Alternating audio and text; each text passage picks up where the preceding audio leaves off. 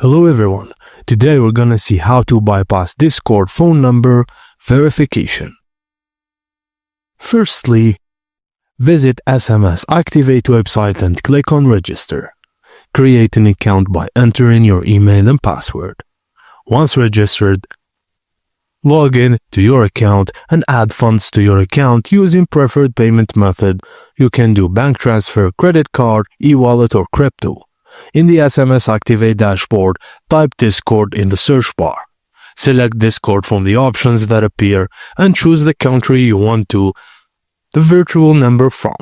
Decide on the number of virtual numbers you need and select the phone number verification method, SMS or voice verification. You'll receive an SMS with a confirmation code to verify your Discord account. After that, the number will expire and can't be used again.